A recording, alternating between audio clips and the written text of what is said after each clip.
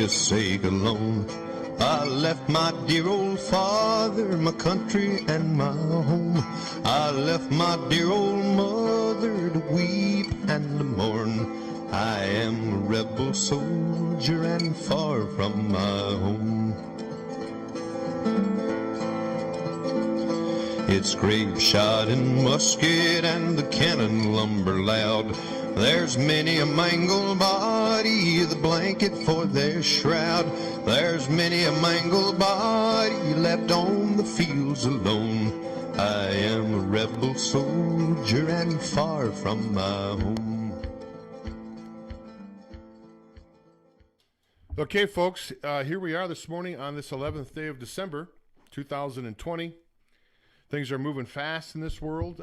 We are fastly approaching the end of the line for the establishment here in this, not only this nation, but in this world. People are rising up everywhere. People are realizing that everything's been a con. We've all been tricked. We've all been robbed. We've all been lied to, cheated, stolen from, and otherwise disenfranchised for decades and decades, probably as long as we've been alive. And that is all about to come to an end. These things that we're finding out here today, that we find out every day, they're not supposed to come out. They never wanted them to come out to the public. And again, as I've stated before on the show, that's what keeps these establishment cretins up at night, is the fact that you and I are learning the truth. And I can't think of anybody better to dish out truth than my guest, Ron Gibson, who's going to be on with us today. Let me call Ron up real quick and get him on the line here, and then I'll give him a proper introduction. If you haven't followed my show before, Ron Gibson is one of my most popular guests, and when I don't have him on, people send me emails and ask me when he's going to be back. So if you haven't had a chance, if it's your first time tuning in, boy, you're in for a treat. Ron Gibson's a walking encyclopedia, and he knows the law, and he knows about who you really are and not the corporate person that they want you to be. And we're going to bring Ron Gibson on here in just a moment. I'll make the call now. I'll turn this down so you don't hear the ringing. We have a little dead air just for a second here.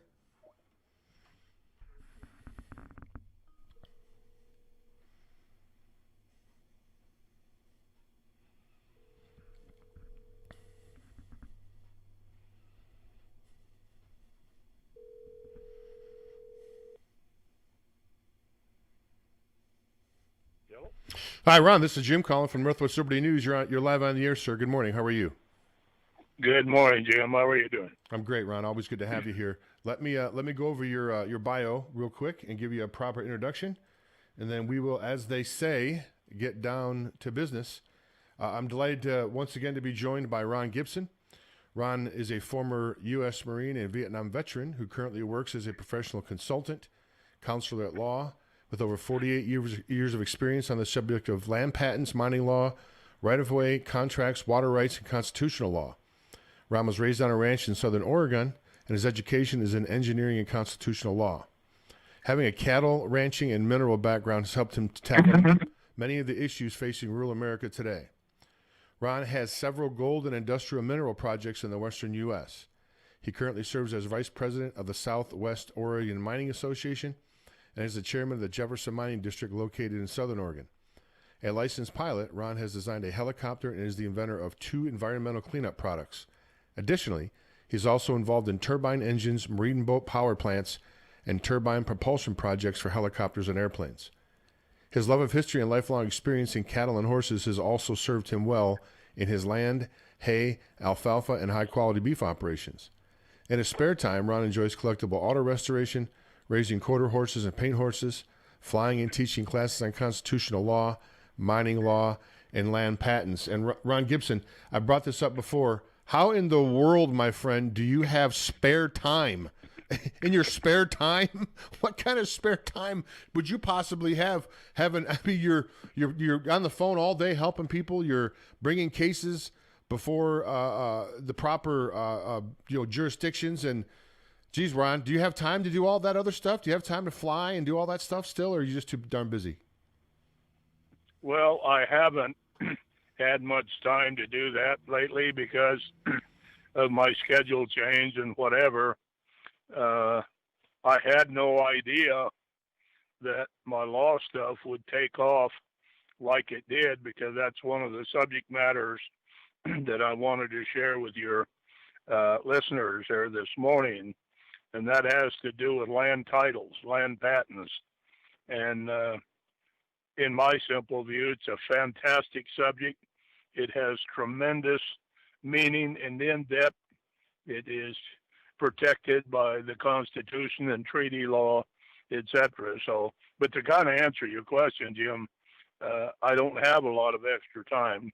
I don't smoke and I don't chew, and I don't go with the girls that do. So I guess that's kind of how I have to approach things. But nevertheless, what I do what I need to do. But I have a very busy schedule. That is for sure. Well, you're busy. You're busy saving. You're busy helping save the republic, Ron. And I don't say that lightly when I say that. I mean, I'm serious. I mean, the stuff that you're putting out, the information. I mean, the 12 presumptions of the court that we did a couple of weeks ago. I mean, I had people asking me, as I told you, the reason we did it again is people kept contacting me, going, "Hey, can we do this whole 12 presumptions again?" Ron, there's a whole nother category. It's like there's a whole library of truth that the average folks like you and I have never been allowed access to. It's like got a locked door for people like you and I. It's not locked, but let's put it this way. It's really, really hard to get in. They don't let that stuff be known to people. And I'm glad we're talking about the land patents today, because that's one of the most valuable items that a person owns a lot of times in their lifetime is their home, right? That's the one that typically for a person, that's the most value. And when they come to find out they don't really even own it, and that deed that they have is not really a proof of title, that kind of gets people a little bit uptight and they want to take action. So I tell you what we can do, Ron, let's go. We haven't done this in a while. As a matter of fact, let's start back from, when I say the beginning, let's talk about the land, the grants, the land grants, and how all this started. I would say back in 1871? Does that ring a bell? Is that right? 1871 time frame, or is it earlier than that? Well, actually, Jim, patents started way back in the 1700s, as far as this country is concerned. And then it evolved. Well, first of all, let me back up a minute. Sure. The title to property, land, I'm in particular speaking of, is a God-given right. So, having said that, when you trace back the title of land, it goes back to Old English law. From there, it came in and through the Magna Carta. And when you go back further than that, it comes from the Bible. And the Bible gives 11 specific references to the issue of land ownership and possession forever. And on every land patent document, it is stated, it is hereby granted to the undersigned, to their heirs and assigns forever. Now, let me emphasize something here. Words have meaning in law. And when I say that, I'm referring to the issue that, number one, granted. Number two, the issue of who that grant can go to. It can go to an heir. In other words, you inherit that. Or the second item is to an assign. That means if you purchase the property or you've traded for the property or whatever other than inheritance. So those two potential recipients of a land grant, they're called a letters patent, gives you the right, total right, title, and interest in a piece of property. And I'm gonna read your readers or your listeners, readers. I'm so used to reading about this issue of land patents. And this comes right out of a report from the General Land Office, who was given the responsibility for disbursement of lands that were held in the public trust. Now, I'm going to say something here, and I'm going to ask your listeners to listen carefully. The government does not own what is perceived to be government land. And I'll sit down and debate that issue with anybody. The Constitution does not provide. My background is constitutional law. So, but the point I'm trying to make here is that the Constitution does not provide the ability to the U.S. government of which to own land, with the exception of military bases, ammunition storage facilities, ports, docks, post offices, and other needful buildings. So having said that, all of the land that belongs to we the people, and that's what that means, is we the people in our Constitution made us kings of our land. But I want to read to you what came out of an annual report from the General Land Office to the Senate and Congress, and you were mentioning 1870 a moment ago, or 1871, whatever it was. But the following, and I'm reading this now, is a reference from the Commissioner of the General Land Office book, page 28 and 29, dated 1870. Quote, the individual title derived from the government involves the entire transfer of the ownership of the soil and water, and is purely allodial. Now, I'm going to get back to this word allodial in a minute, but let me finish it. With its incidents pertaining to that title as substantial as an infancy of a Teutonic civilization. Following in the wake of this fundamental reform in our state land laws are several others which constitute an appropriate corollary. Now, there's a short paragraph after this. Listen carefully. The statute of use was never adopted in the public land states, and hence the complex distinction between use and trust has never embarrassed our jurisprudence. Okay? End of quote. Now, allodial, this states here that every patent that is issued or has been issued is an allodial title. And that allodial title, like I said, goes back to Old English law, to the Magna Carta, and to the Bible. And in that allodial definition, it means owing to no one, nor to any lord nor superior. In other words, if you have a land patent, you are king of your land, if I can put it in very simple words. That allodial title means that you're not subject to land use laws, you're not subject to property taxes, you're not subject to eminent domain, and on and on and on it goes. You're the king. And our forefathers intended that, God intended that, in and through the 11 scriptures that I was sharing with you, referred to a little while ago. So this letter patent that they're called a letter patent, has tremendous power, and it's never been diminished. It's been neglected, but it's never diminished. There's no court, there's no legislative authority that can diminish the power of that patent.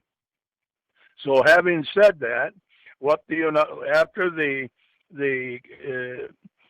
completion of the creation of the Constitution and all of the signers that signed it, then in essence, the General Land Office was created in 1812, of which was mandated by Congress, of which to dispose of the public land to those who had done the due diligence, paid for the survey. They don't buy the land, they paid for the survey. A grant is a gift. You can't buy a grant. You receive it as a gift for doing certain things that they did. And there are 11 different types of patents. Most common is a homestead patent. That Homestead Act was implemented in 1862. But the point being here is that when you receive that land patent, again, I go back, you are the king. And it's very interesting to me about how politicians and attorneys and the courts deal with these land patents. And I want to tell you right up front, folks, they hate these with a passion, because when you have a land patent, and I'm going to share with you in the course of this program that there's a means of which to bring the existing patent forward in your name, so that you, in essence, act as an updated grantee relative to that title and rightful ownership. And I might digress a moment. Your warranty deed, for those of you who have purchased land, is not a title. I repeat, it is not a title. What you have is what is defined in law as a color of title. Same with your car. Which means... Sorry. I'm sorry? Same with your vehicle. The title on your vehicle is not your actual title. It's a color of title. That is correct. So people are under the deception that they own that land. If you own it and you're kings of your land, then how come you're subject to property taxes? If you own it, how come you're subject to building permits?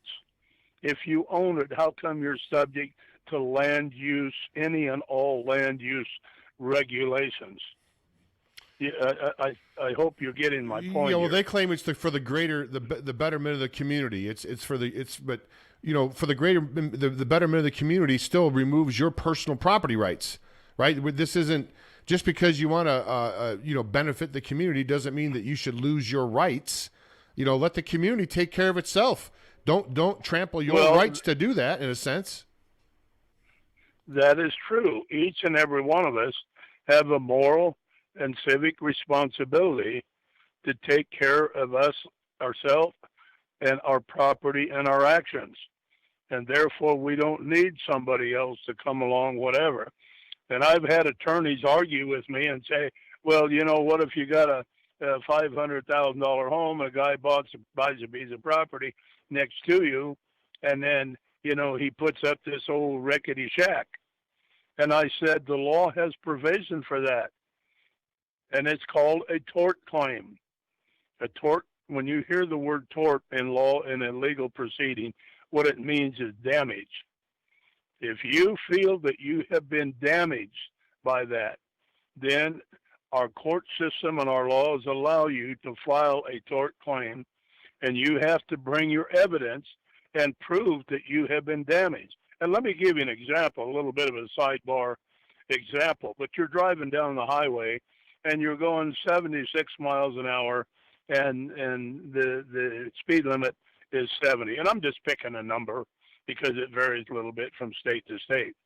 And all of a sudden, the police officer pulls in behind you, turns on the red lights and everything, and writes you a citation for going 76 in a 70-mile-an-hour zone, a speed limit zone.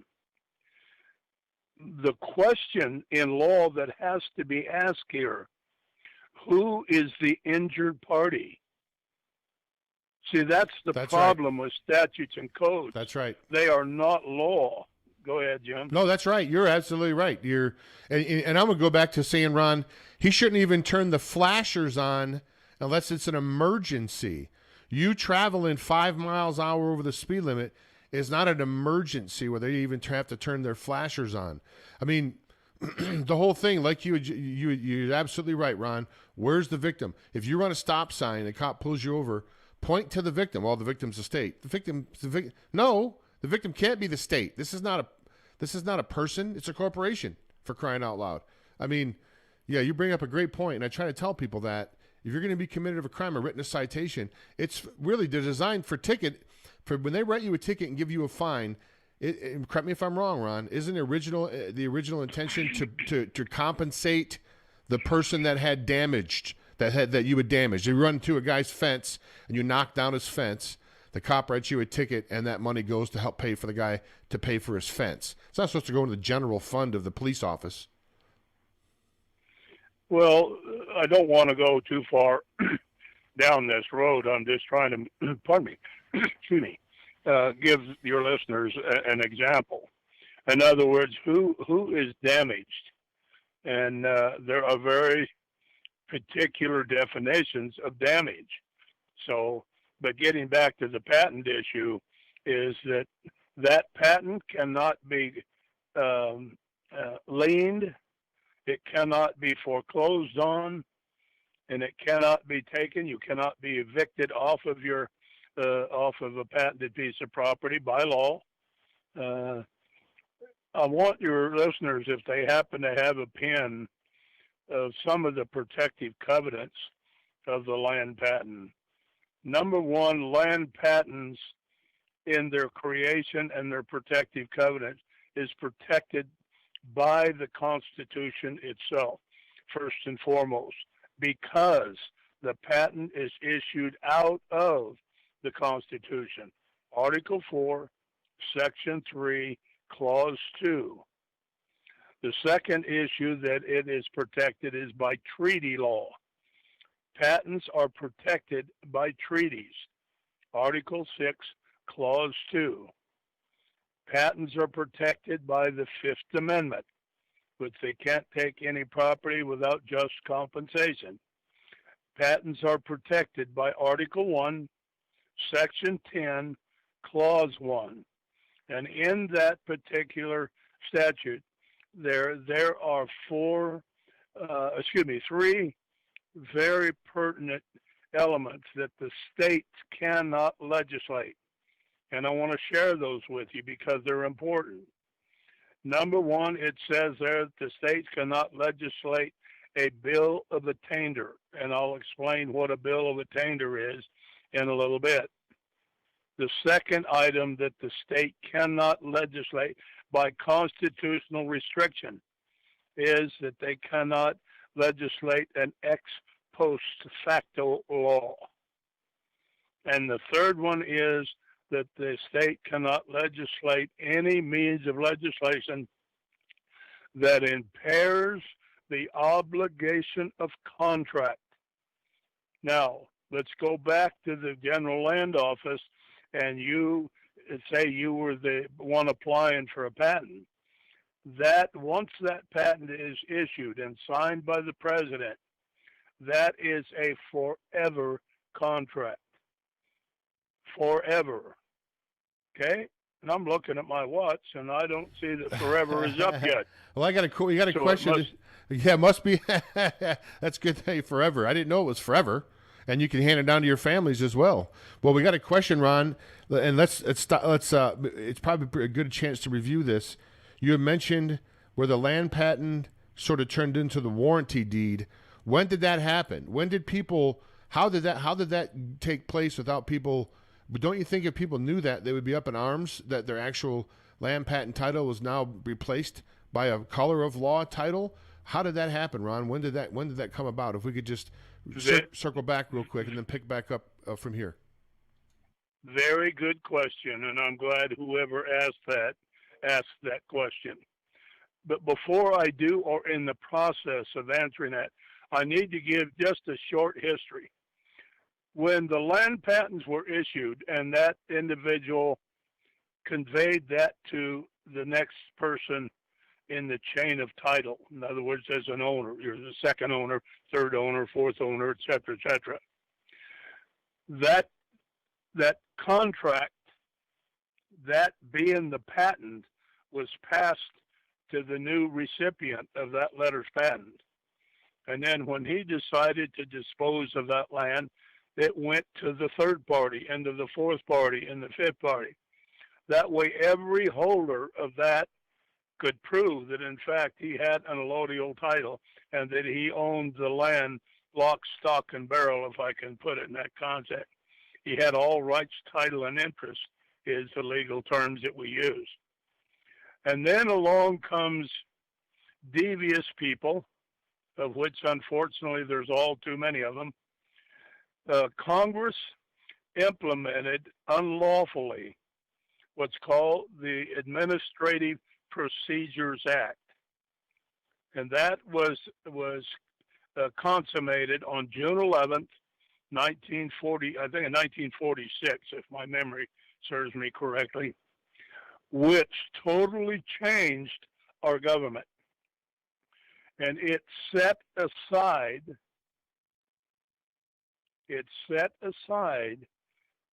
our republican constitution for an administrative corporate government that is no government at all. It's a private corporation for profit, and therefore at that point, then all of the states started incorporating at the pressure of the government and the enhancement of money to give them money. All the states now in the United States are not sovereign states. What they are is territorial corporations.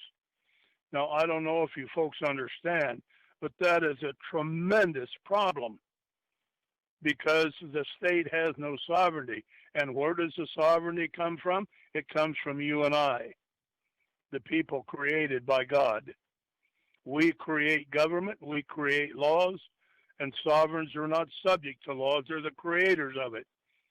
They're not subject to government. They're the creators of government. There's a very famous case called City of Dallas versus Mitchell. And on page 3 of that case, it states very, very clearly, the court said, and I quote, "Our rights do not come from government. Our rights come from God, our creator.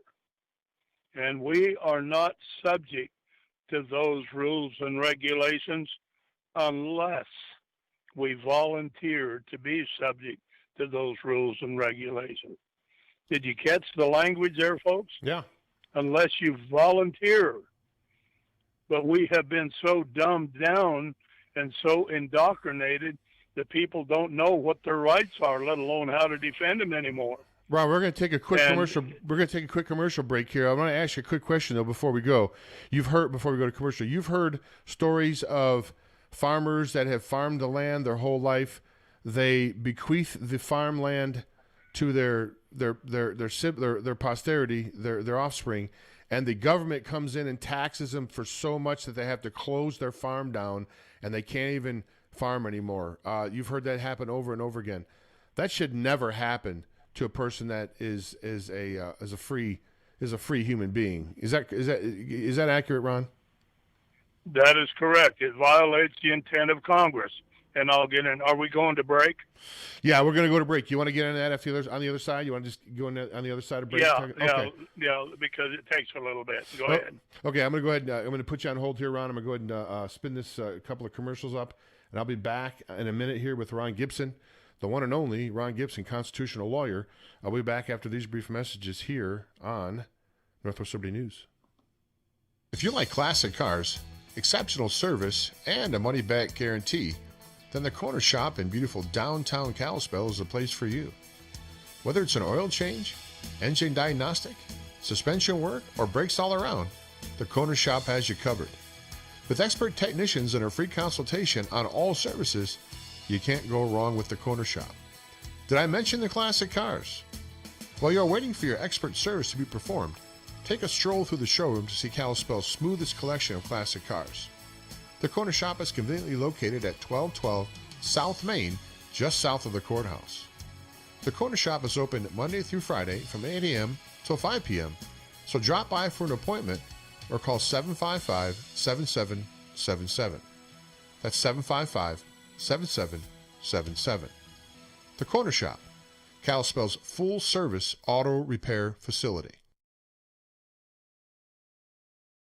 Have you heard of Protovite? The most common health concern today is poor digestive health. Unlike ordinary supplements, Protovite is a liquid multi-nutrient formula with patent-pending absorption technology. A published scientific study proves that Protovite is nutrition that gets in 100% of the time. Protovite uses the highest quality ingredients to rapidly nourish every cell in your body. My name is Sandra. 6 weeks ago, when I started taking Protovite, I was on 14 14 medications, from everything for blood pressure to fibromyalgia. In the first 10 days, my blood sugar dropped 50 points, and my fibromyalgia pain is gone. And so was 12 of the 14 medications that I was taking. Protovite, nutrition that gets in. Buy Protovite now. Thank you, Protovite, for giving my life back. These statements have not been evaluated by the FDA. This product is not intended to diagnose, treat, cure, or prevent any disease. Work with your doctor when taking medications. Make Protovite part of your healthy lifestyle. Okay, folks, if you want to support this broadcast, you can support us by supporting our sponsors. You can go to bloodboost.net. That's bloodboost.net, and check out all the fine products that we have there. All of them are of the highest quality, formulated by Bill Downs, and all the products there on bloodboost.net also help boost your immune system. If you want to support us other ways, you can go to northwestlibertynews.com. That's northwestlibertynews.com, and click on the Support Independent News button. You go to Patreon and become a Patreon, or you can go to GoFundMe and type in Support Truth and News and support us that way. Or if none of that suits you, please just go ahead and hit the like button and help share the video around. If you don't mind, we'd certainly appreciate that. We're just trying to get the truth out here. They demonetized my channel long ago, so this is not it's just to get the word out. That's really what we do this for here, because we, a lot of us have children, and we want to leave a better world for them. But we're going to have Ron Gibson come back on the line with us here. Ron Gibson is a constitutional attorney, been on the broadcast numerous times, and I'll tell you, folks, you're getting a college education here in what the truth is. I'm not sure if even people on the broadcast here, if you've listened around before, you're aware, but those new viewers, you're probably not aware that your city's incorporated, your county's incorporated, your state's incorporated, the country's incorporated, and it's all been put in place and designed to disenfranchise you and to rob you and your family of your future. And I know that sounds like a dramatic thing to say, but I'm speaking truth. And Ron can certainly smack me down if I'm wrong on that. Ron Gibson, thanks so much for hanging out with us after the break, my friend. We appreciate it. Not a problem, Jim. Okay, Ron, we were talking before, before we left, we talked about how tragic cases of farmers that have farmed their land for 30 years or 40 years, they pass away, and in their will, they leave it to their children, and they can't even pay the taxes on it, and their farm gets taken and foreclosed on because of back taxes for the sale. I mean, this just should never happen in a free country. Never happen to a person that's free. You shouldn't have to pay to hunt. Shouldn't have to pay for a permit to fish. You shouldn't have to pay a permit to put a sidewalk in your house. All that is the action of a slave and not a free person. Anyway, Ron, this is your area of expertise. I'm going to turn it over to you. Well, and your point is well taken, but let me back up a little bit. In the creation of our Constitution, it was never intended for the poor man, and it lists that very word, the poor man words, in the hearings that were done, that the poor man would ever lose his land to speculators or to bankers or to unlawful legislation. And in doing so was for the protection of that property. No matter what happened, the man would not lose his property, his land. And that's why one of the protective covenants that I mentioned a little earlier was Article 1, Section 10, Clause 1, of which the Bill of Attainder, they cannot implement it. And a Bill of Attainder, if I can use something you can identify with real quick, is a tax foreclosure case.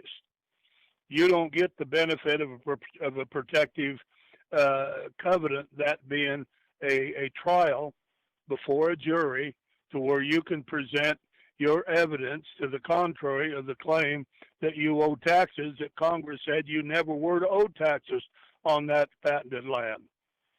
That's why it's an allodial title. It's not subject to any of those administrative agencies or legislative passing.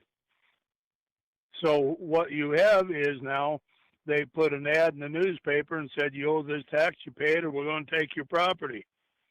I don't know of anybody that's got to go before a court, let alone a jury, to defend his position about a tax foreclosure. And the point I'm trying to make here, folks, and listen carefully, that violates the intent of Congress.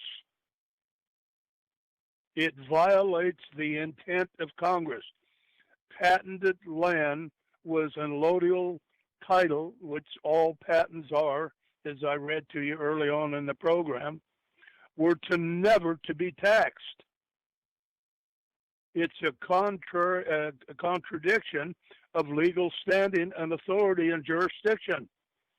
How can you have a allodial title on one side and be subject to government rules and regulations on the other?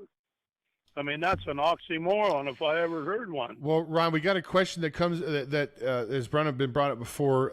Is there now? You know, we know that the courts are crooked. We know about the Bar Association. We did that special 2 weeks ago.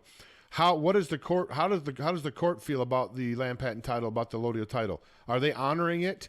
Do you have court precedents where they have honored it, or do they? I mean, I've heard cases where they've just run roughshod over it and said, "Yeah, that's not valid," because they're crooks. Even though it is valid, these people are criminals and they don't follow the law oftentimes. And as I've stated before in the program, we've had people on here on numerous occasions that have said the judge told them that we can't bring the Constitution. You can't bring the Constitution into this courtroom. I'm sure you've heard stories about that too. What's the general rulings, I guess I should say, on the allodial title? Is it positive, or are they still battling it? Well, very, very good question. First of all, let me say that at the Supreme Court, the patent has never lost in over 180 years. The patent has lost at lower courts, but let me tell you the problem with that. The lower courts do not have jurisdiction to hear a land patent case or to rule upon a land patent case because they're not Article III courts. Article III is a common law court. The patent is issued under common law. Its protective covenants is under common law and treaty, and on and on and on it goes. So the very fact there are thousands of cases that have gone before the courts. And it wasn't until, as I mentioned to you folks a little earlier, the Administrative Procedures Act came into play that the court started ruling against land patents. Now, there are many exceptions to that. One of them, and you might write this down because I want to encourage your listening audience to go look this up. Just plug it into the computer. But it's called SUMA Corporation, SUMMA Corporation versus State of California Coastal Commission. That's a 1984 case, and it went all the way up through from the local court to the Superior Court in California, to the Appeals Court, to the Supreme Court of California, and then they appealed it to the District Court, and then the Ninth Circuit Court of Appeal, and the Supreme Court took the case. And all of those courts ruled against SUMA. All of them. Then the state was trying to take SUMA's property on the west side of Los Angeles that SUMA owned all the way to the beachfront. But what's interesting, when it got to the Supreme Court level, the Supreme Court said, whoa, people, no. That, and they made a great emphasis about the treaty of the Guadalupe Hidalgo Treaty with Mexico. They made a great issue of the patent, and they made an issue of the fact that the Congress, in its intent, and one of the things that the court said, and I quote, for California to have any privity means lawful standing as a third party. Remember what I shared with you, the contract between the United States and the grantee? Yes. The state of California has no standing to interfere in that contract. And therefore, they were never named on that land patent. And the Supreme Court told them, you have no privity, any standing, unless you were named on that patent. And I've helped a number of people in issues with government entities on the thing. We get their patent and we hold it up in front of them and say, show me where you're named on this patent. And boy, I mean to tell you, and then just give them a copy of the Summa Corporation. And there are many of those types of cases. I'm just saying, if you look at Monterey versus Del Monte Dunes, Lucas versus South Carolina Coastal Commission, Pizzalio versus Rhode Island, and on it goes. All of those courts confirmed one basic factor. Unless the government owns the property, listen to this, folks, unless the government owns the property, they have no authority to implement any kind of regulations on or against the property or the use of the property. Wow. Wow.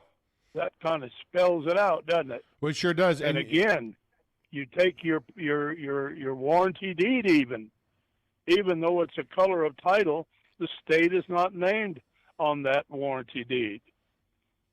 But it still applies because it belongs to you. They never made a payment on that property. They never paid a dime worth of property taxes on that. So where do they get standing? Now I'm going to share something else with you real quick. After the Administrative Procedures Act on June 11, 1946, the government changes definitions. Dangerous thing to let happen. And the people were asleep. They didn't understand what was going on. But what they did, they changed the definition from land, L-A-N-D, to real estate. Real estate has one significant part of a word in there. What is it? State. Because they stole those patents when you came in after the Administrative Procedures Act was implemented, and you bought this piece of property and you went to get it recorded, the county recorders took that patent and said, we'll send you your patent back. They never sent the patents back. They kept them. In other words, they stole them. And they issued a warranty deed in place of that patent. And therefore, the early people said, well, what is it? They said, well, this is your title. So the state essentially owns all. So the state essentially, the state is in possession, unless went through your land patent title process. The state is in possession of your actual title of your property. It sits somewhere in a file cabinet somewhere at the capital of your state. Is that fairly accurate? It's in every one of the archive records in the county where the land is located. That's why when we bring a land patent forward, and I help people do that, and I've done hundreds and hundreds of them, is the fact that I have them go, or we go, whichever the case, to the county recorder's office with a copy of the certified land patent from the BLM, the Bureau of Land Management, and we say we want to get a certified copy out of the county record. They don't realize what we're doing, and we're validating that patent exists in the county record ever since the original grantee recorded it there. And all of this intermediate changing of definitions have no standing because the patent is forever. Well, where did they get the authority to change that? I'd like to see that document. I've been in law for 48 years, and I've searched diligently for 48 years, and I can't find it. And I got other colleagues who do the same type of stuff that I do. They can't find it either. So where did they get the authority and jurisdiction to do that? Now you got two patents. You got a certified one out of the BLM office when you're bringing your patent forward, one of the documents required, and you pull one out of the archive record, and we get the county recorder to certify it. Now the government's got a problem. Okay, so let's do this, Ron. We haven't had a chance to hand out. I held up your book earlier. Let's take this time right now, folks. Go ahead and grab a pen. We're gonna have you grab a pen and a piece of paper and get ready to write some things down here, or type it in your computer, or put it on your phone, or make a contact in your phone, whatever it may be. We're gonna dish out all the information and get in touch with Ron right now. And I'd like you to say, Ron, I held up the book about land patent because I have my own personal copy you gave me, but I know it's not the only book that you've written. People can get both books, I think, for $45 a piece, if I remember correctly. At any rate, we're gonna Ron, if you could first give out your phone number, then give out your email address, and then give out your mailing address. We'll do all that right now. So, folks, I've been kind of dragging this on to give you time to get a pen and a piece of paper. So we're going to go ahead and turn over to Ron. Then we got a question that just came in, Ron, about the maritime law, and does the land patent still count under the gold fringe maritime law that we're on right now? But we'll have you answer that one after. So, Ron, if you could give us out your phone number, your email address, and your mailing address, so people can, and how much it costs for the books, so people can send in the check or whatever it takes. Yeah, probably a check or money order to get the books. Ron, over to you. Okay, my phone number is 541-621-5548. That's 541-621-5548. My email address is D as in David, R-I as in ice cream, TECRG at hotmail.com. That's DRITECRG at hotmail.com. And then my mailing address is Ron Gibson, 11 North, just an N and a period, Peach Street, like a fruit. The peach you get off the peach tree. Peach Street, Medford, Oregon, Medford, Medford, Oregon, 97501. And the books, I've written 2 books. I'm on the 3rd book. I'm not done with it yet. But the first book that I wrote, and Jim's got copies of it, is What You Need to Know About Land Patents. And the second book is You're Not a Slave. And that the You're Not a Slave book, I prove in there where you're not obligated to pay property taxes, because it violates the intent of Congress.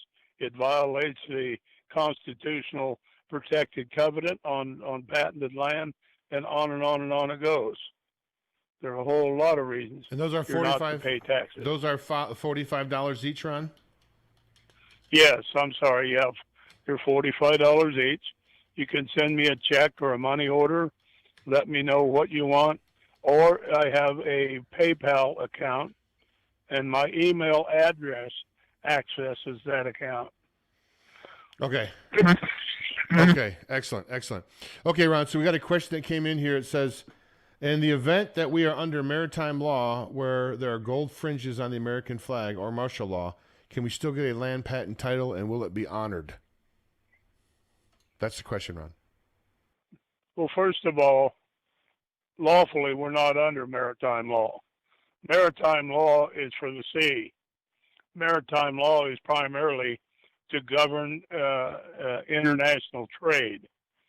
So here again, we're getting handed more bullshit, excuse my French, but that's what it is, about we're under jurisdiction. I'm doing a law class here pretty quickly on the flag. There is no provision other than a presidential flag to have the gold fringe around it. So the flying of a flag in the courtroom under maritime jurisdiction is absolutely a farce on its face.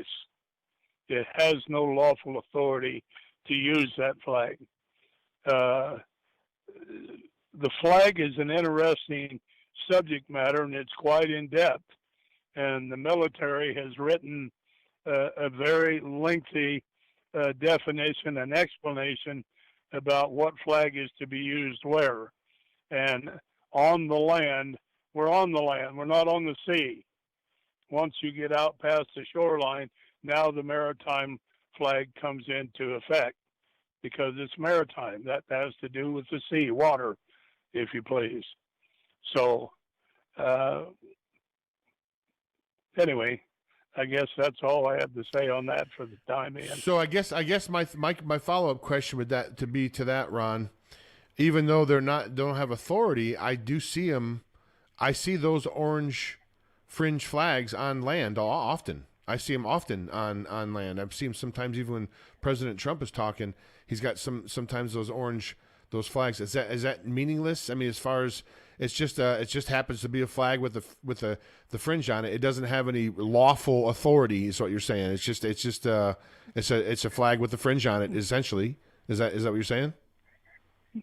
Well, the president has authority to use the American flag because it's a presidential flag, is what it is. But it's also used in, like I say, in maritime jurisdiction, and all countries in the world recognize their own flag, and other countries recognize the other country's flags. That's just a universal thing around the world. And if you look at the Olympics or anything, you see all of these different flags.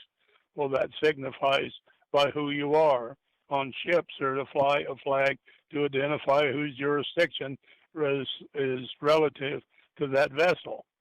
So, when you look into some of the stuff that they've done to justify this, and had one guy trying to tell me that, well, when we were born from our mother, we were in a sack of water in her womb. That's where they get the jurisdiction. How stupid. I mean, it's just pathetic. I've never heard that one. That's a new one. That's a new one for me, Ron. I have heard before where people have had like puddles of water form in their yard, and then the BLM or whoever comes by and says that it's a waterway now and it needs to be regulated. Now that they do things like that, but I don't know about the whole water in the womb. That's a new one for me. But there's always something. What would people that were listening right here that want to start researching this, Ron? Obviously, getting your book is going to be a key, because I think you walk through the step-by-step process. But what type of paperwork, if people are getting ready to do this, what type of paperwork should they start getting together? Obviously, they want to get their original. Would you recommend, I guess one of my questions, would you recommend someone just get their deed out, pull it out, and just start reading over it? You said before that the deed itself is proof that you don't have that's not the actual title, if I remember correctly. Would you suggest people start doing that, start reading their deed? Was that the first step? Well, it's certainly one of the things that I would recommend that all of you folks do. Pull out your warranty deed and read it. And what you're going to find, there's nowhere on that document that lists you as an owner. You are listed as a tenant. A tenant is a rentor. Or you're listed as tenants in common, husband and wife. So that gives you a real quick clue about the fact that here you think, and I've had people say, well, I paid my land off 5 years ago and I own it. I said, no, you don't. I said, go look at your warranty deed, and how come you get a tax bill every year? How come you have land use restrictions? So well, it's pretty easy to quiet that argument or that position. But the point being is that these patents are a critical element. And I'm telling you something, folks, and I want you to hear me well. If you don't bring your land patent forward, it's one of the last defenses we have to protect our land. Right. They're coming after it. Trust me, they're coming after it. Oh, yeah. Well, we got another question that came in here from Bear Trapper. It says, constitutionally speaking, property taxes are unconstitutional. And here's the question. What about timber taxes on private land owned by one private individual? Are they unconstitutional as well? Timber taxes. I've never heard of timber taxes, Ron. You know what that is? Yeah, timber taxes is also, folks understand, all of this tax is just nothing but to rob you and we call it in law, unjust enrichment. They have no authority because they don't have any title of which to tax you on that timber. The timber that's on private property is private property because it's adhered to the very ground, that being the land, the soil, et cetera, et cetera, et cetera. Now, I want to go back to something that I shared with you folks earlier, and that was the issue. Hang on here a second. I want to go back and I want to read this. Remember, I read you the report from the General Land Office. I want to go back to the last paragraph, very short. The statute of use was never adopted in the public land state, and hence the complex distinction between use and trust has never embarrassed our jurisprudence. I don't know if you understand what that says, and I'm not saying that in a derogatory No, break it down for us. Break it down for us, layman's terms. That statement there validates the fact that you have total use of your property because it's an allodial title. And if you bring, like a code enforcement person were to come and bring some type of an action, whatever, they're saying here it's not to be done. It's an embarrassment to the court system. That's what when you see the word jurisprudence, that means the law, the court system. Holy Moses, folks. And what are we doing in our country today? Regulate this, fine for that, pay this, permit for this, and on and on and on it goes. And it's all unlawful. Every single bit of it is unlawful because of the patent. Again, folks, we've talked before. There's a difference between something that's legal and something that's lawful. As a matter of fact, I think we did I think that was the title of one of the shows that we did previously, Ron. We broke out the difference between legal and lawful. And you have to understand, folks, and you've heard this before, they've called people conspiracy theorists, and you see how when your name is written in all capital letters? That's not, when have you ever approved that? Well, is anybody ever, who does that? Who writes their name down in all capital letters when they say print their name? No one does this. This is a manufactured person that the corporations have created so they can levy taxes on you, and they can put you in financial turmoil, and they can tax your property, and they can force you to have a driver's license. I mean, Ron, you're the expert on this, but for crying out loud, they've got us on everywhere we turn. They've totally got us in the system, and until you extract yourself from it, I mean, you're under their corporate administrative system, and your capital letter name is a good proof of that. Can you flesh that out a little bit? Well, let me go back to the basis of the changing from our Christian name, upper and lowercase, to that of capital letters. There's a maxim in law that's universal, and it goes like this, and I quote, "For one to claim jurisdiction, the only thing you can claim jurisdiction on is that which one creates." Now, did the state create you? They tried by making your name exactly the same letters, all in capital letters. They claim that you're now a straw man. A straw man is a corporate entity. In other words, you belong to somebody else. It's not your true name. And so they do all of these tricks behind our back and one thing. Now, I want to say something, folks. I'm not anti-government, but I am adamantly against an unlawful government. No, I God agree. instituted government himself, and we are to defend and support that for the basis of civil rest, among many other issues. We need to learn to live in harmony. Here's a good and question. We've got a left-hand group of people out there trying to divide this nation and ruin this nation. We better wake up. No, I agree, and we talked about that last week, 2 weeks ago. Here's a question that I've thought about before, Ron, and I'm glad the person asked. This is from Abacam. Would a land patent have the ability to extinguish the contract on the homeowners association? You know, you move into a place, they got the homeowners association. You can't put a lawn chair in your front yard for more than 20 minutes, and you can't hang does the land patent title? Go ahead. The answer to that is yes.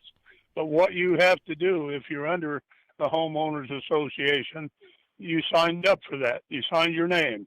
You have to do what's called a revocation of signature for cause. Okay?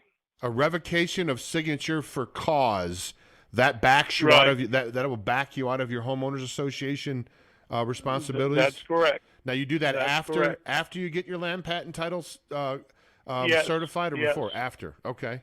Yes. Because you want to have the standing of that patent and all the protective covenants. Because you can do a revocation of signature, but probably the group or entity that had you sign that's going to squeal like a pig under a gate. And they probably will anyway. Doesn't matter. Because the patent, they can't devalue the power of the patent. There's no provision in law to do that anywhere. Even the Supreme Court cannot devalue or annul a land patent.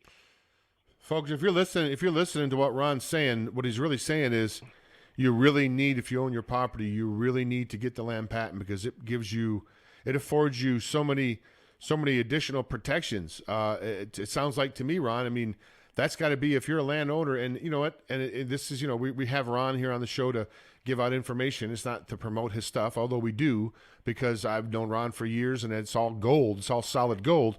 But if you don't go to Ron, go to somewhere else.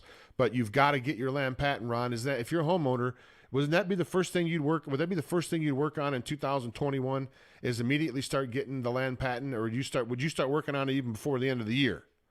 right away? Well, again, I want to encourage you folks to get my book, to read it. That's the first place to start. And I'm not here to push a book on you. That's not my point. My point is, do you want to protect your land? That's the question that you have to ask yourself, and you have to answer that. I can provide all the rest of it, but you have to make that decision. Because like I said a little while ago, folks, they're coming after your land. They're coming. Well, here's a question. Make no bones about it. Here's another question. Can this type of title simply be requested from your title company prior to your closing? Can you, when you get ready to close on your property, can you say, no, wait, I don't want the deed. I want the land patent. I want you to give me that when I close. Can you request that? Has that ever been done before? No, the title company, the only thing, well, let me digress a minute so that the folks know. To bring your land patent forward, there has to be certain documents that has to be included in what I define as a land patent sandwich. It's kind of like making a sandwich on your kitchen counter. You put the bread down, and you put the meat and the lettuce, tomato, the pickle, the cheese, the mayonnaise, da-da. Well, the same principle of doing what I define as a land patent sandwich. They're documents, really. Maybe I should rename it, but I'm so used to calling it that. But the first thing that you must have is a certified copy of the original land patent, and that's acquired from the Bureau of Land Management, or depending upon what state you live, certain states issued state patents. They read exactly the same. They have the forever clause in them, et cetera, but some of them are state patents. So if you happen to be in one of those states, parts of Georgia issued land patents, parts of Utah issued land patents, parts of Florida issued land patents, places like that. The second thing that you must have is the first 2 pages of your warranty deed. What is required under patent law? You have to prove that you're an owner of record. And what that simply means is when you bought your property, you went to the county recorder's office and recorded it. Never register your property. Never, ever register your property. Because what that means, you gave it away. You want to record it. That shows the public that you are the owner of a given piece of land, okay? The third thing that is needed is an unbroken chain of title. Now, and I add, if you're going to do one, I encourage you, let me do the legal paperwork portions of it, because it takes or certificate of acceptance of the declaration of land patent. There are people out there doing land patents and they title declaration of land patent. That's fraud. You're going to go to jail doing that. So this legal paper has to be done correctly, and I charge to do that. Just be right up front with you. It's not a whole lot, but at least it gets it done, and you don't have a worry of being in any kind of potential legal problem. But the other thing there has to be a notice document goes that. That's a 2-page document that I put together. Those items constitute your land patent sandwich. That has to be posted for a minimum of 60 days so that the public can view it. And if there's any prior claim to that land that's never been satisfied, they have to come and contact you within that 60-day period of time. Otherwise, they waive forever any right or claim to the argument that they have a claim on the land. So and then it has to be recorded. Once that's done, you can do that anytime afterwards. There's no time limit or anything of that. So, okay, Ron, a couple questions. But those are the things that are needed. Now, let me say, in addition, Jim, hang on just a second. Excuse me. On your warranty deed, once you have, let me back up. To get your land patent, you have to provide the BLM with your meets and bounds identification. Meets and bounds is the actual terminology used for the surveying of the particular ground when it was applied for the patent. And the meets and bounds consist of township, and it'll have a letter or a number or both behind it. And it will have, the next one is the range, R-A-N-G-E, with letter or number or both behind it. And the section. Section is a square mile. Excuse me. And then the fourth thing that you have to determine is where you where you are located within that section before you ever contact the Bureau of Land Management. So, and let me give an example. Where you're located in the southwest quarter, the northwest quarter, the southwest quarter, or some semblance thereof. The language will be different, but that's how you identify it. Now, if in fact you cannot determine your meets and bounds, several things you can do. You can contact your local county surveyor who has all of those records. He can help you determine what they are. But you must have the meets and bounds description to contact the Bureau of Land Management, because that's the only ID that they can reference to it, because there was no other tax lot and, development lot and all of that stuff, and that all came after the fact. So, but once you get that land patent, then you go to your county recorder's office. You can do it yourself, or you can have a title company do it. But you want to start with you and your warranty deed, and then the question is, look up who sold it to you. And you want to write that down, because you got to put a summary of the chain of title in your package.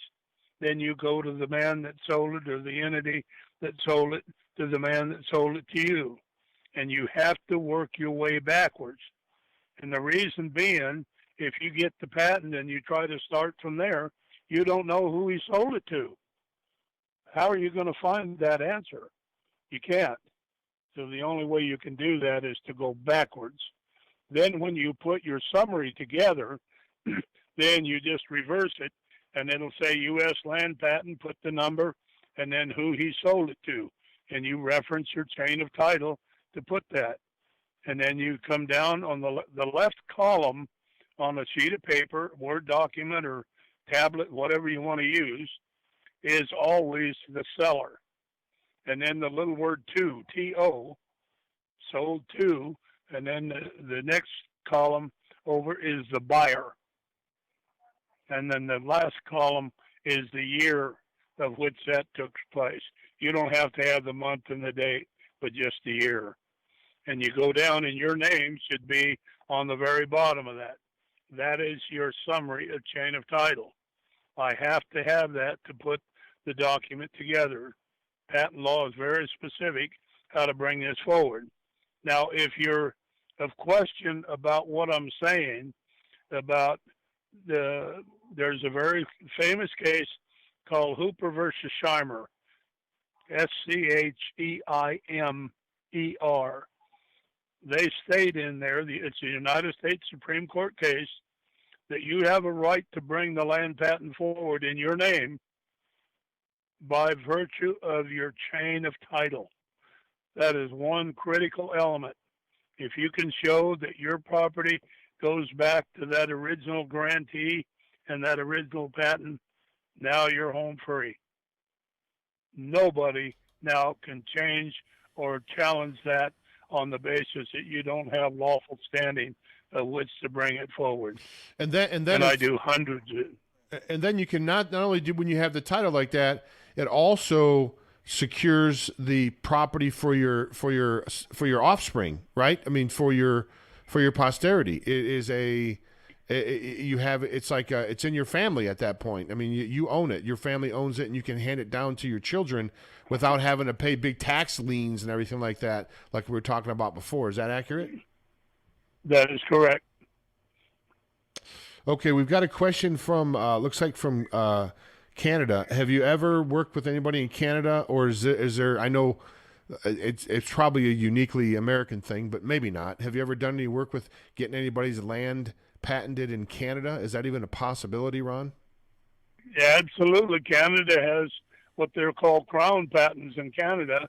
Okay. But yeah, England had them. Canada has land patents. I know a gal over in Ontario.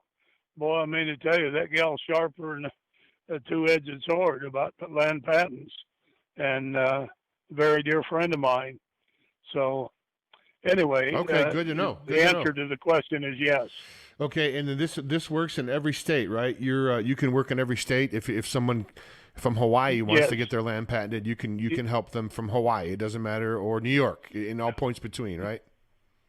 Now, I've not ever done one in Hawaii because, as I understand it, Hawaii does not have patents. I can't verify that they do or do not, but just so that your listeners know, I've never done one in there. I've done most every other state, but not Hawaii. I just threw that out there as I just used that as an example. That wasn't even part of the question. So let me mention something here, Jim. Sure. In doing mountains of research that I do all the time, I discovered that the United States bought Alaska from Russia for $15 million. Wow. Russia never had a title to Alaska. Really? Is that true? I'm serious. They had no title. What a swindle! What a swindle! That's great. Maybe I can have The Russia. American government wanted to buy it. They saw the potential of it, and Russia thought, we don't do anything with it, so we'll take $15 million. So that's what they did. But Russia never had a title. See, under land law, let me say for your listeners, under land law, you cannot convey land from one party to another without a title. That's why a sheriff's sale has got holes in it like a screen door in a submarine. Doesn't hold water. Same thing with a tax sale. Same thing with a mortgage foreclosure. And I've done a lot of research, and I mean a lot of research on these foreclosures. Every one of them are unlawful. Every single one of them, because the bank never loaned you any money. Right. They take your promissory note, and they can do two things with it by law. They can cash it as a check. And then the promissory note is always in the same amount for the loan, and this promissory note can either be cashed or they can monetize it and securitize it, and then it goes to Dun & Bradstreet for ratings, and then it goes to Wall Street, and it's put on the stock market. But the bank never loans you a single penny, not a penny. They use your own promissory note to fund the payment to the seller. If there's no loan, there's no obligation. There's no liability. Ron, I got the questions. About the questions piling in here, Ron. But go ahead, finish. You've helped many. I know you. I'm sorry to cut you off. You've helped many people, obviously, across the country with this stuff. Yeah, I've helped a number of people beat these foreclosures on the basis that you have to challenge the bank in an action. It's called a motion for quiet title. On the basis, prove that you in fact loan money to the so-called borrower. Okay. And I mean, it gets an ugly stain on the bank real quick, because you can rip them apart on the issue. Would you please provide the check that you did? They do what's called electronic entry. That's not a loan. Nope. Anybody can punch numbers in a computer, whether you're in a bank or out of a bank. The question, did they make you a loan? And bank contracts are no contract at all. I'm very well schooled in contracts. Contracts, certain criteria has to be present for it to be a valid contract, and all relative parties have to sign. The bank never signs a mortgage agreement. Never. That's interesting. Because if they do, then it's an acknowledgement and a confession of guilt of the fraud that they're committing. I mean, it's just what they're doing is absolutely criminal. Well, yeah, you thought absolutely criminal. You thought the robo signing was criminal. They've robbed everybody. Got a question here. A couple of them. Go ahead. No, go ahead. Okay, so we've got a few questions here piling up. The reason they're going to be leaving the screen soon, that's why I wanted to get them out real quick. So it says, one question is, I tried to look up the U.S. issued reciprocity patent associated with the Treaty of Guadalupe, how come I can't say that name? Guadalupe Hidalgo with the BLM, but they don't seem to have it listed. Is there an additional recording body for a U.S. issued reciprocity patent of the Guadalupe Hidalgo Treaty? Jim, you got real muffled. I'm having a hard time understanding you. Yeah, because I'm looking over. Repeat that. I'm sorry, but okay, that's no problem. Here's a question. I tried to look up the U.S. issued reciprocity patent associated with the Treaty of Guadalupe Hidalgo with the BLM, but they don't seem to have it listed. Is there an additional recording body besides the BLM for those treaties, or just the BLM only?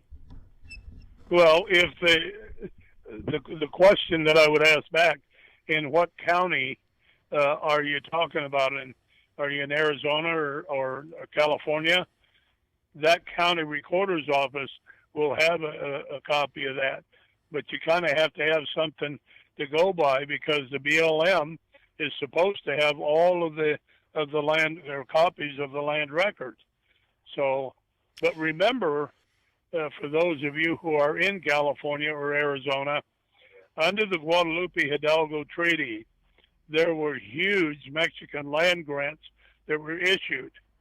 I mean, thousands and sometimes hundreds of thousands of acres in some of those Mexican grants. And then they were broken up from there once the treaty was signed. Then the United States then issued land patents from that block of land, because the United States now owned it. But that person's had a from hand in it. Maricopa County is where that person's from, so I think that is Arizona. Okay, so here's another question. Have your clients experienced harassment from local authorities after bringing a patent forward? Do you get harassment for that? Have you found your clients get harassment? Well, to answer that question, the answer is at times yes, simply because, let me digress a minute in part of answering that question. When you have a land patent, you also acquire a bundle of rights. Now understand, I'm going back to Administrative Procedures Act and statutes and codes and policies and procedures. Those are not law. Those are corporate rules and regulations. Under rules and regulation in a corporate setting, you have no rights. Are you with me? You have no rights. Only as a flesh and blood individual that you have rights, that the Constitution is to protect those God-given rights. That's why the land ownership is so critical. But to answer the gentleman or lady's question relative to that, they certainly don't like it, and they're going to squeal in some instances, not all, like a pig under a gate. But there's not a damn thing they can do to change it. It's constitutional law. Now, I want to say something else here, kind of in an answer part to that question. That piece of paper that the first grantee received and that he passed on down, and I want you to listen carefully because it's a little bit confusing. That's called a letter patent, but it is not your title. You're going, well, Ron, what are you talking about? You just said. Ron, you just said. Ron, you just said. No, it's evidence of your title. Your title is in law. It's in constitutional protected Article 4, Section 3, Clause 2, protected by treaty law, Article 6, Clause 2, protected by the Fifth Amendment, protected by Article 1, Section 10, Clause 1. It's in the Constitution. And with that enactment and that issuance of that patent, you get a bundle of rights. And those rights are what are defined in law as vested rights. Vested rights means they can never be taken away. Are you seeing the correlation here? Yeah. You got a patent that cannot be diminished, it cannot be annulled, it cannot be circumvented, and your rights and the land are one in the same. And it's the worst thing that can happen to them is the power gets in your hands now, not their hands. See, that's what they lay awake at night and sleep. They can't sleep at night because they're afraid that everybody's going to realize that they've got the power, and we've been duped by them and conned by them since the beginning. That's what I think they lay awake at night and worry about, Ron, the establishment, is that we're all going to wake up and realize they've been fleecing us since we've all been alive, pretty much, anybody that's listening to this program. That's for sure. That's for sure. That's why the United States Supreme Court, in the Summa case that I mentioned to your audience a little earlier, is why the Supreme Court came down like a ton of bricks on the head of the state of California. You're not named on that patent. You are not named on the patent. Therefore, you have no standing. It's called privity. Privity means lawful standing as a third party. Here we are now. You've got all kinds of agencies out there trying to show people around and manipulate them and take control of them that have brought their land patent forward. There's no authority to do that. Now, when they do that, now you have grounds for what's called a constitutional tort, because they have violated the Constitution and their oath. They have violated the patent. That's treason. And color of law too, right? They absolutely. Yeah. That's good. And the title, the criminal statutes under federal law is Title 18, Section 4. Called misprision of felony. So this stuff gets serious real quick. This person in Canada wants to know, Ron, if she says, is the lawyer in Ontario, you talk about the Crown patents. If she sends you an email, would you send him or her, Chris, I don't know if it's a man or woman, would you send them the information for that person in Ontario, Ron. If they sent you an email for people in Canada, I don't know if you just want to give that person's name out. I wouldn't ask you to unless you feel comfortable doing it. But otherwise, if you want to have people can they send you an email and you'll send it back privately and let them know who this person in Canada is that can help them with that Crown patent? I will do this first. I will contact that person and see if they have any objection to me giving their number out. Great. But I will be glad to do it. Okay, and we'll have you back in 2 weeks, and maybe you could do that in the next couple of weeks, and we'll have that information for Canadian. So listeners. yeah, have them email me, and if I can, I'll put you in touch. But I'm not going to do it without their consent to give out their number. Respectable, I respect that. Here's the next one, Ron. Can you speak to commercial use of land with a land patent? Let's say you buy a building, and you buy the freestanding building, and you own it. You go in with your LLC or your corporation, and you buy it. Can you land patent that as well, or can you not land patent that if it's a business? No. In order for you to bring a land patent forward, it must be in a flesh and blood man or woman's name. Okay, so if you corporations or fictitious entities, for all, and the law calls them the figment of man's imagination. That's what any type of corporate trust or I don't even know how to really answer that. Basically, you have to be a person. You have to be a person. And you got the next one here. I think I know the answer to this one already, but I'm gonna have you. If you bought a foreclosure, will that cause problems getting a patent brought forward? Meaning, so if you bought a foreclosed piece of property, and I guess I read that wrong. I think if you have your land patent, they probably can't foreclose on you, is what I was going to say. But what if you bought a foreclosure like a bank sale? What if you bought a piece of property at a bank sale that was foreclosed on? That shouldn't affect you having the ability to bring your patent forward, should it? Well, that's kind of a yes and no answer. It's allowed, but remember, when you bought a foreclosed piece of property, you didn't get a title. There's no title that passed with that sale because those sales are unconstitutional. Right. You mentioned that earlier. You understand what I'm saying here? Right. So legally speaking, that can be, you may not even be able to get a land patent title on that because the whole transaction wasn't really done lawfully. Well, I want to say some things, but I better not. Let's put it that way. But the point that I'm trying to make here in this whole issue is the very fact that under law, nobody wants to adhere to law anymore. They want to go out and do the rogue this and rogue that, whatever, and then we wonder why we're such a mess in this country. Law was designed by God himself to bring peace. When you know what the boundaries are and people are willing to abide by that, there's peace. It's only when you fight the law and whatever that it starts creating controversy. So when you deal with the issues that we're talking about titles, the foreclosure people never had a title. Now, let me digress from that because it's a very interesting subject. When a bank supposedly makes a loan, of which they do not, but let's just give it benefit of the doubt for this discussion.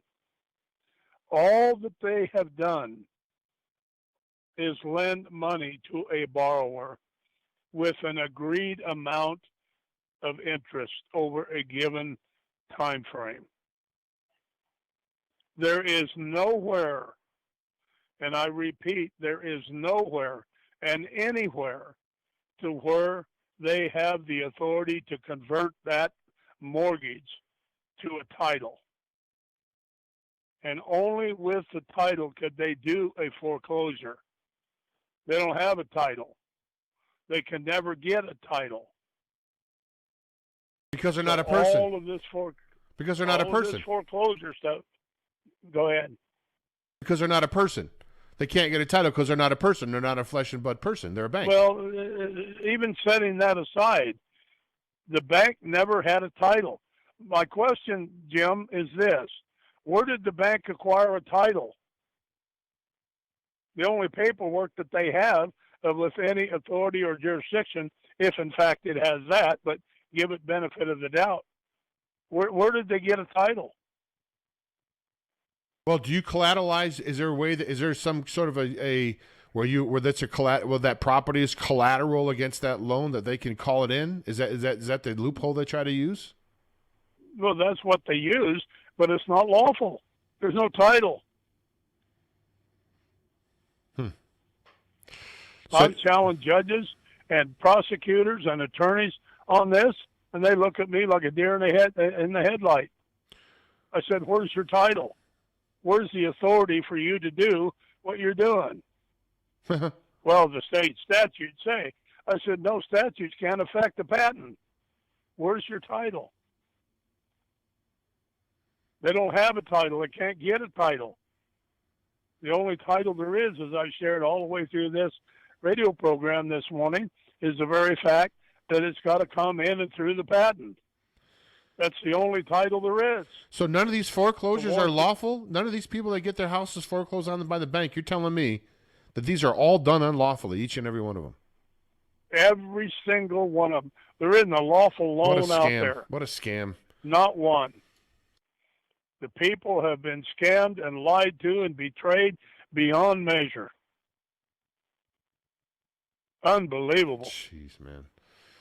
Ron, we're just folks, I'm trying to scream from the rooftops here. I'm trying to scream from the rooftops, if I can put it in that context. Bring forward your patent. Get you a little constitutional book. They're not very thick. And read that thing. Because I'm going to tell you what the courts have said over and over and over and over and over. If you don't know your rights, you don't have any rights. And unfortunately, that is true. You can't identify where you've been wrong. You know something's wrong, but you don't know what it is or how to put your finger on it. And you certainly don't know how to defend it. And I'm going to give you an example of something here, and I pray that you get my point.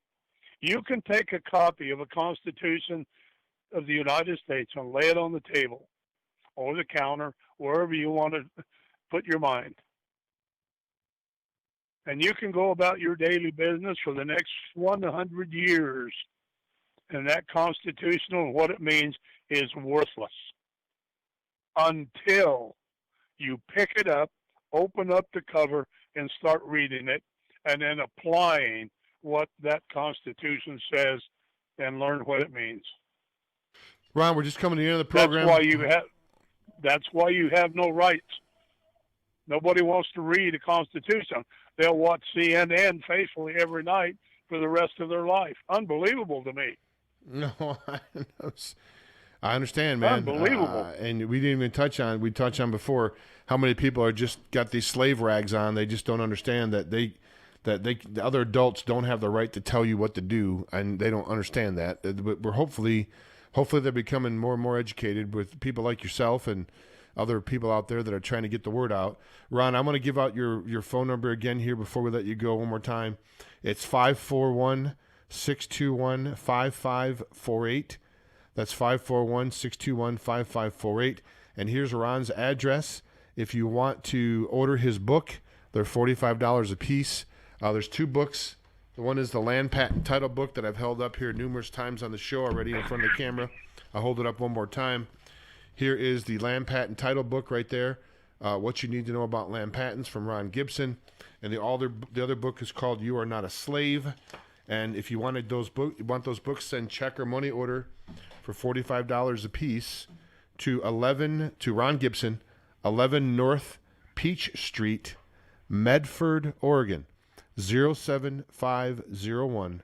That's 11 North Peach Street, Medford, Oregon, 07501. And his email address is, let me give it out here again, DRITECRG@hotmail.com. One more time, DRITECRG@hotmail.com. folks, if you're going to support anybody in this movement, support a guy like Ron Gibson, who's just dishing out truth for 48 years now. This man's been a constitutional lawyer, and I cannot tell you how many people have called me and contacted me and reached out to me and said Ron's a straight up guy and he's done right by him, and you're just dealing with the first class guy with Ron Gibson, and I'm just delighted, Ron, to have you on my show as always. Anything you want to say before we let you go, brother? No, I just want to encourage people to decide what you want to do about the protection of your land and your rights. Because, and I'll emphasize this one more time, they're coming after it. Yeah. And boy, this new potentially administration, you're going to see some shit happen. Excuse my French, but you're going to see some ugly stuff happen. Indeed. Well, we're hoping that that the truth comes out, and more intelligent minds take over and realize that this whole thing's been stolen. This whole election has been stolen by the other side. So we'll see. We'll see what happens. I'm optimistic, but you never know what's going to happen in this world. Ron Gibson, thanks so much for being here on the broadcast. Always great to have you on, man. We're looking forward to having you back in a couple of weeks, and I'm sure we'll have other great topics and stuff to talk about then. Thanks so much, Ron. We appreciate you, man. God bless, brother. You bet. Thank you, all of your listeners. Appreciate you all. Thanks again, Talk Ron. to you later. Talk Bye-bye. to you, buddy. Bye now. Okay, folks, there goes the one and only Ron Gibson, the man, the myth, the legend. It doesn't get any better than that, folks. It doesn't get any better than that. The information doesn't get better than that. I mean, you can look far and wide. I'm just a little YouTube channel here that keeps getting shadow banned and hammered, but it makes no difference. You're not going to find any information that's going to be more golden than you're going to get from that man, Ron Gibson. Support him. Reach out to him if you need help.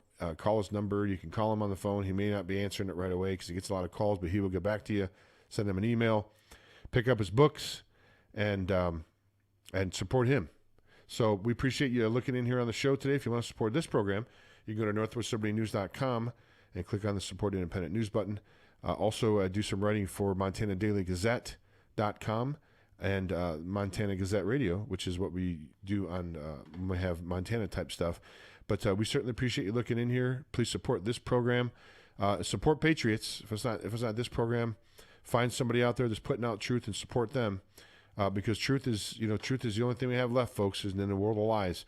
Thanks so much for looking in. Until next time, this is James White for Northwest Liberty News saying bye now.